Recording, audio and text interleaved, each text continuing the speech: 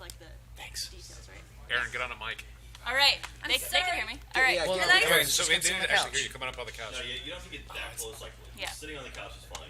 If you get too close, this one's being used apparently. And I smell of sour cream and onion. Look around at disc. I really enjoy the lace like chips. the disc on top.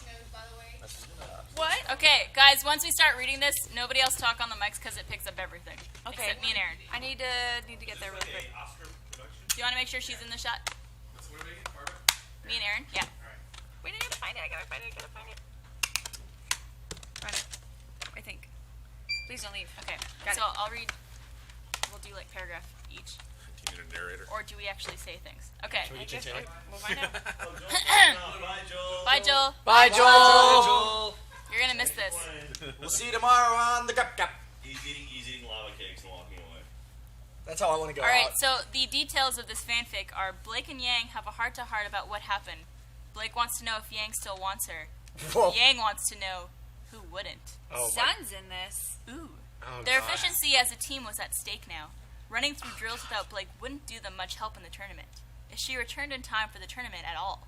Still, it killed time, and if she drove herself to exhaustion every night and distracted herself with sore, buzzing muscles in the morning, Yang didn't have to think about the fact that she was the longest she'd ever separated from Blake since the moment they met. She should have gone after her. It just seemed too cliche, you know? Blake just needed time to cool down.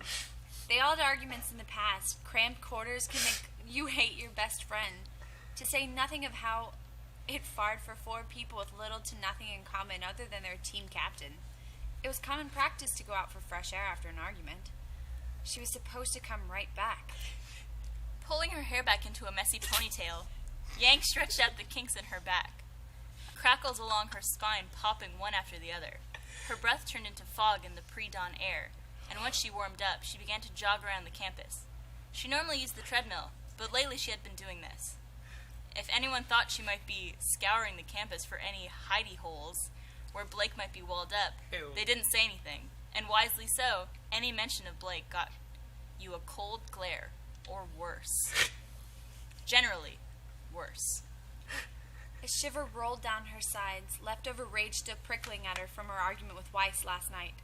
Picking up the pace, she tried to forget about the implications of Blake's confession, which Weiss was all too eager to bring up. Expulsion, arrest, maybe even execution. Yang was a blur now, not looking for Blake as hard as she was trying to burn through some excess energy. Escape the fear creeping up on her heels. She didn't want any of this to happen. There were way too many angles to look at this problem from, and trying to keep up with them all made her dizzy, especially the part where, oh yeah, Blake was a member of a notorious terrorist organization. Spoilers. Spoilers.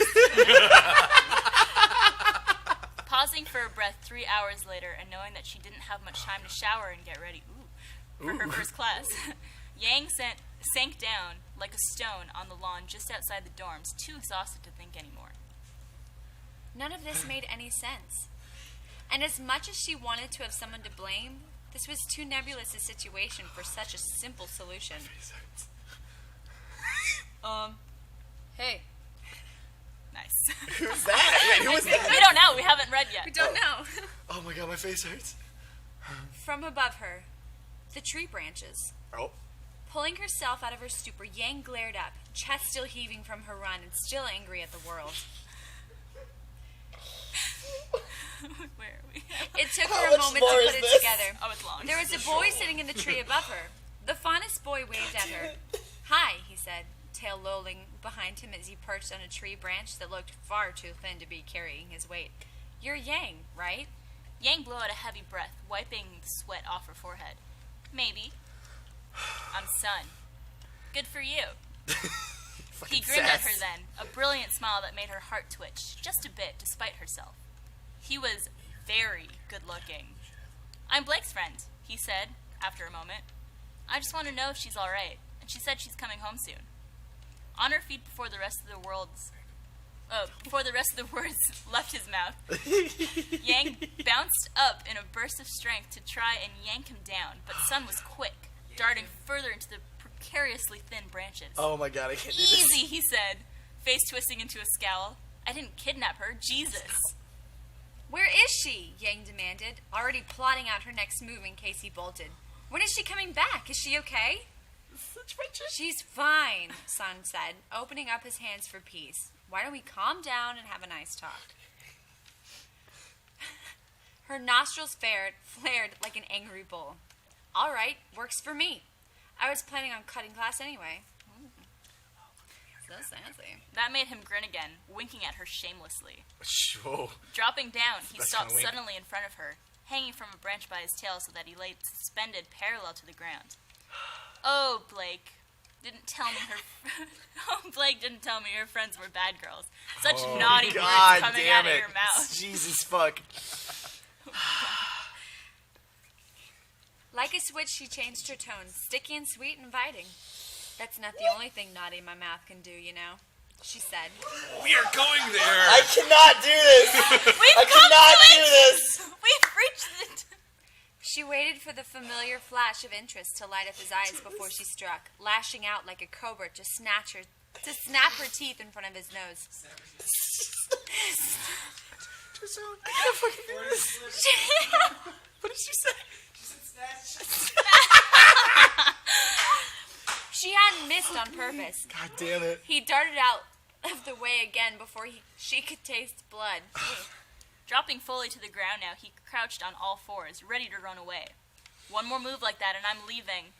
Then don't talk to me like we're flirting at the school dance. Resisting the urge to throttle him senseless. He'd already dodged her twice, and she wasn't going to risk the chance. Number 3, until she knew where Blake was. She crossed her arms and made 2 fists, digging her nails into her palms. Fine, he said after a moment, cautiously standing up straight. He rubbed the back of his neck, eyebrows furrowed. Fine. How much left is this? I don't know. Okay. The steady sound of flesh beating on plastic, chains rattling, grunting. Blake hovered just outside the doorway to the gym, listening to Yang unleash her fury on some unsuspecting punching bag. If she was going at it bare-knuckled, with only her aura to protect the small bones in her hands from shattering on impact, she must be the foulest of moods. But Blake But Blake had to talk to her first, before anyone else. She needed to know that kind of environment she'd be coming back to, if she came back at all, and Yang was the best judge. Yang was straight with her, always honest, but never cruelly so.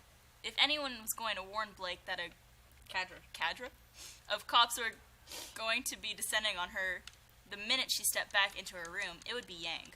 If anyone was going to tell her everyone hated her, but they were willing to grudgingly accept her back into the team, that would be Yang. And if anyone was going to sock her in the face and scold her for leaving, honestly, it would be Weiss, but still, Weiss wasn't her partner. Yang was tiring herself out now. The punches were more spaced out, every exhale accompanied by a small noise of exhaustion, basically panting at this point. The gym was empty, save for her, most of the other students having retired to their dorms hours earlier. Technically, they were out past curfew. Alright, I think that's, where we're gonna wrap it up. The noises come in. There's more to this fanfic, if you want to search it. Go to, Zextrin. xekstrin.tumblr.com. You can search for it yourself if you'd like. We loved it, but you don't have to take our word for it. Reading Rainbow. Hey. Jesus Lord. Okay. Excellent performance, you two. Thank you. Thank you. In time, we did the back in time thing. Oh, Back in time. already. Yes, Yeah, yes, we we are already on did 2 a.m. part 2. Yeah, so All right. we are 6 hours away from Oh, you finishing up. fuck! Don't do that. What are we All right, supposed hold to up. do? All right, so excellent reading of the fanfic. So the next thing that